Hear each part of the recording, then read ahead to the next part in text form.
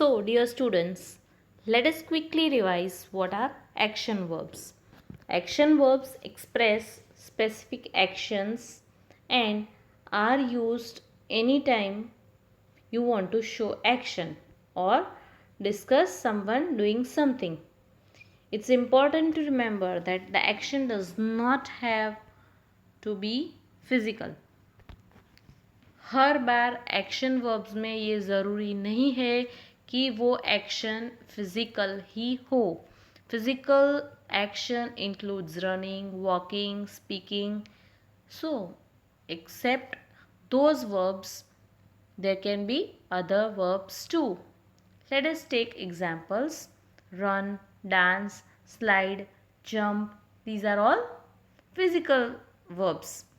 But the non-physical actions include think, do, go, smile, listen. Stand is again a physical action. Okay, now here are two examples that shows action verbs. I run faster than David. He does it well.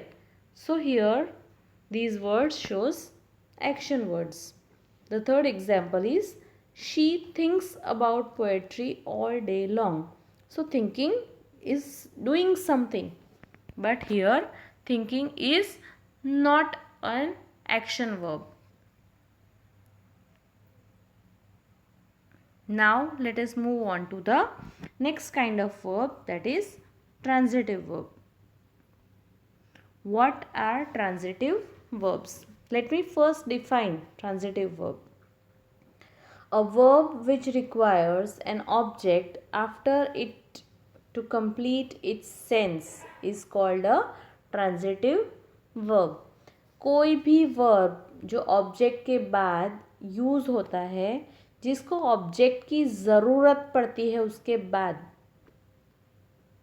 एक sentence को उसका complete sense देने के लिए, उसको transitive verb कहते हैं. That is called a transitive verbs.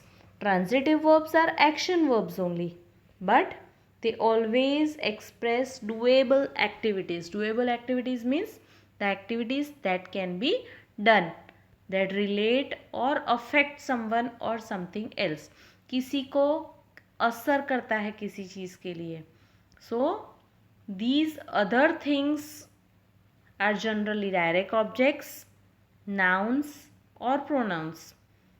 जैसे हमने पहले बोला कि verbs हमेशा कब आते हैं? nouns और pronouns के बाद. लेकिन वो डायरेक्ट ऑब्जेक्ट्स होते हैं जिसका नाम हमें पता है, जहाँ ऑब्जेक्ट मेंशन किया गया है. हम किसी ऑब्जेक्ट के बारे में जब बात करते हैं तब वो सेंटेंस का कंप्लीट सेंस हमको पता चलता है. So that shows that verb is a transitive verb. So that is affected by the verb. Though some words can also take an indirect object. कोई वर्ब्स ऐसे भी है जहाँ पे कोई डायरेक्ट ऑब्जेक्ट नहीं दिया गया होता है, जैसे कि show, take, make. So these are not objects. यहाँ पे कोई ऑब्जेक्ट नहीं है. तो कुछ अगर हम रिसीव कर रहे हैं, कुछ अगर हम किसी से ले रहे हैं, so something receives the action of the verb. For example love, respect, tolerate, believe, maintain. तो ये कुछ ऐसी चीज़ें हैं जो कोई डायरेक्ट ऑब्जेक्ट नहीं है, ये कोई थिंग्स नहीं है जिसके बारे में हम बात कर रहे हैं. So these are transitive verbs. In this sentence Gary ate the cookies. You can see that the transitive verb is ate. यहाँ पे ate is the past tense form of eat. Gary ने कुकीज़ खाई थी. सो what is the subject here?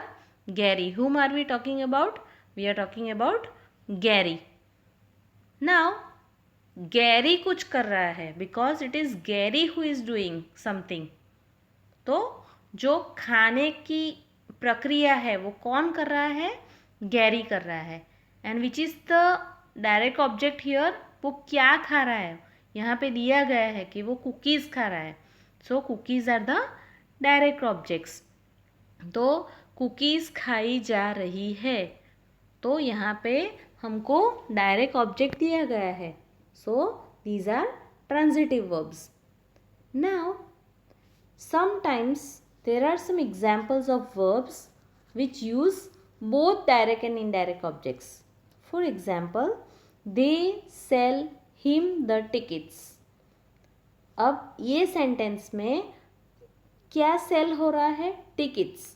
तो यहाँ पे direct object हमको already दिया गया है, टिकट्स. नाउ किसको बेच रहा है, him. So him means who, we don't know. So that is an indirect object, जो सीधे सीधे कोई ऑब्जेक्ट की बात हम नहीं कर रहे हैं. तो यहाँ पे ऐसे वर्ब भी है जो दोनों ऑब्जेक्ट्स को यूज़ करते हैं, direct object and indirect object. So here we end the transitive verbs. Now let us talk about the other kind of verbs that are intransitive verbs. What are intransitive verbs? A verb which does not require an object to complete its sense but makes good sense by itself is called an intransitive verb. कोई sentence में हम verb का इस्तेमाल ऐसे करते हैं जहाँ पे हमें किसी ऑब्जेक्ट की ज़रूरत नहीं रहती है. वो सेंटेंस अपने आप में ही एक कंप्लीट सेंस बनाता है.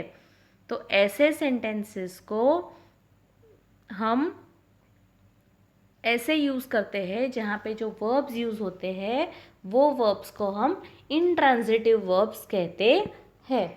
Intransitive verbs are action verbs that always express doable activities. जो हम activities करते हैं वो. They are different from transitive verbs because there is no direct object following an intransitive verb. जैसे कि मैंने पहले बोला कि intransitive verb में कोई direct object होता नहीं है. For example, walk, laugh, cough, play, run. So these are the examples of intransitive verbs. We traveled to London. When we are saying the word traveling, so the word traveling shows that it is a verb. यहाँ subject कौन है, we, हम travel कर रहे हैं London. Because we are doing the traveling but London is not a direct object. तो London कोई direct object नहीं है, इसीलिए ऐसे वर्ब्स को हम इंट्रांजिटिव वर्ब कहते हैं. अब ये सेंटेंस अधूरा नहीं है, it makes a complete sense. Now let us see another example. I sneeze in the morning. Let us see one more example. John eats before leaving for school. अब ये जो सेंटेंस है जो दिखाता है कि John eats before leaving for school, तो school जाने से पहले जॉन खाना खा के जाता है. तो इसमें हम जो वर्ब यूज़ कर रहे हैं Yeats, that can be both transitive and intransitive depending on whether there is a direct object or not. तो कभी कभी हम एक सेंटेंस में हम एक वर्ड को ऐसे यूज़ कर सकते हैं कि जो ट्रांजिटिव वर्ब भी होता है और इंट्रांजिटिव वर्ब भी होता है. So in this sentence John eats the cookies before leaving for school. तो ईट्स को हम ट्रांजिटिव भी कह सकते हैं क्योंकि एक डायरेक्ट ऑब्जेक्ट दिया है कि कुकीज़. अगर हमने कोई वर्ड यूज़ किया है cookies, John Yeats cookies before leaving for school, तो अगर वो सेंटेंस में हम कुकीज़ डाल देते हैं तो वो सेंटेंस को हम इंट्रांजिटिव वर्ब की तरह यूज़ कर सकते हैं. और अगर कुकीज़ को मेंशन नहीं किया है और सिर्फ बोला गया है कि John eats before leaving for school, then that verb is used as a transitive verb. So we can use both ways for the verbs as transitive and intransitive.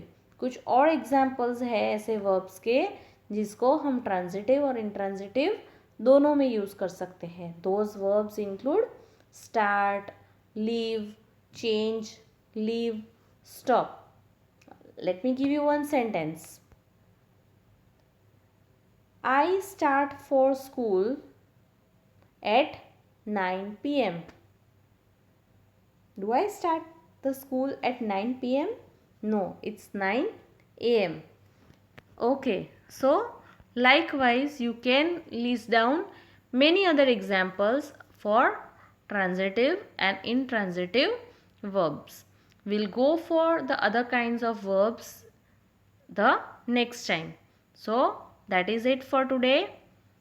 Go through the notes so you'll have a clear idea about all the kinds of verbs, that is the action verbs, the transitive verbs and the intransitive verbs.